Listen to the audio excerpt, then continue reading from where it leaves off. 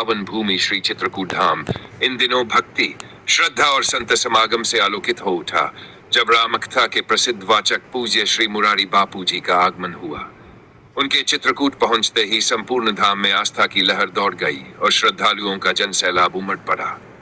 मुरारी बापू जी ने सर्वप्रथम कामदगिरी पर्वत की परिक्रमा की और भगवान कामतानाथ स्वामी के चरणों में शीश नवाकर चित्रकूट की दिव्यता को नमन किया।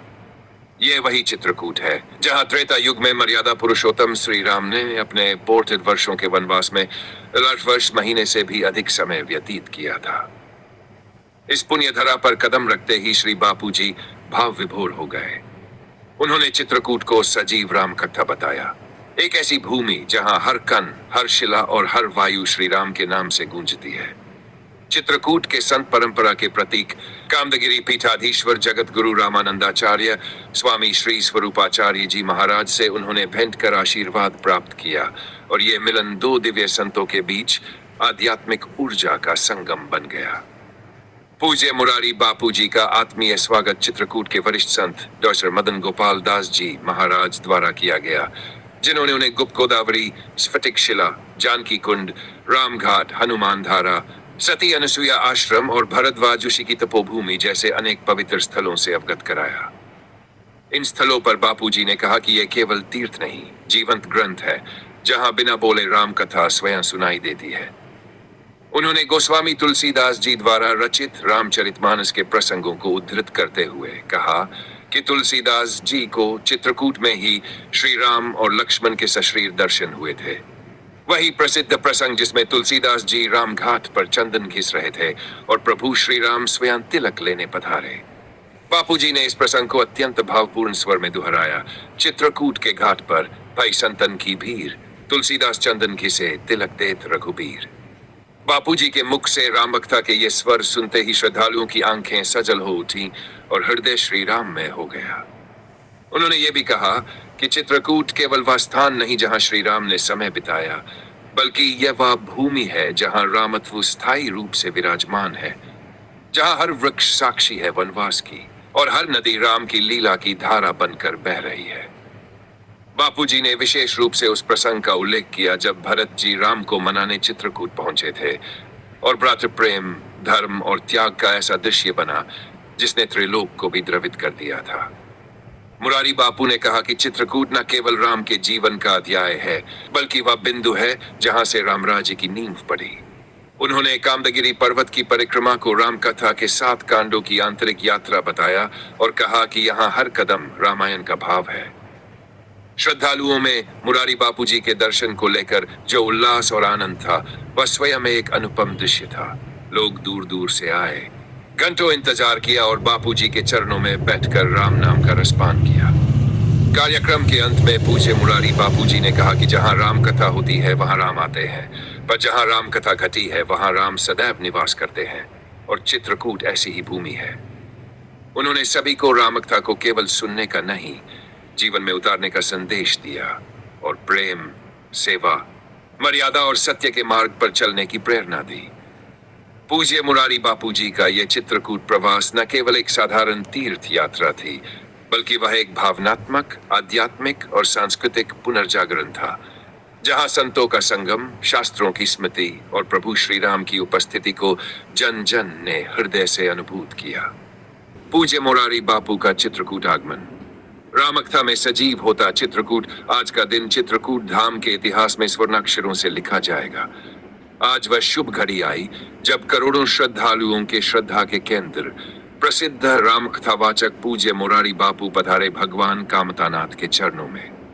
इस पावन अवसर पर कामदगिरी पीठाधीश्वर जगतगुरु रामानंदाचार्य स्वामी श्री राम स्वरूपाचार्य जी महाराज से उन्होंने आशीर्वाद प्राप्त किया।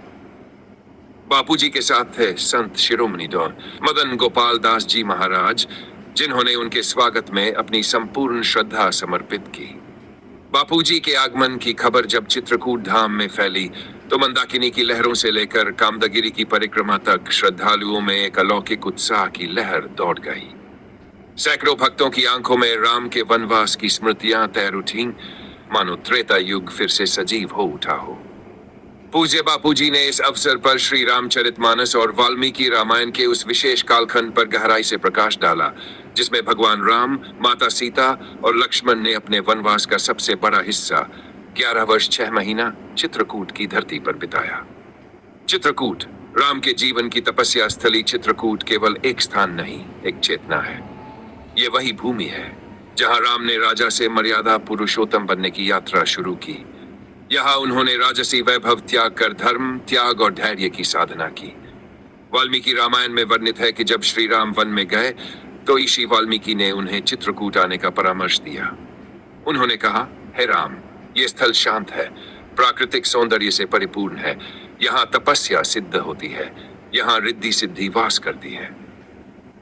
और सचमुच मंदाकिनी की कलकल ध्वनि, सघन वन और पर्वतों की गोद में स्थित ये क्षेत्र स्वयं में दिव्यता समेटे है। यहाँ के पत्थर, पेड़ और वायुमंडल भी राम कथा के साक्षी है।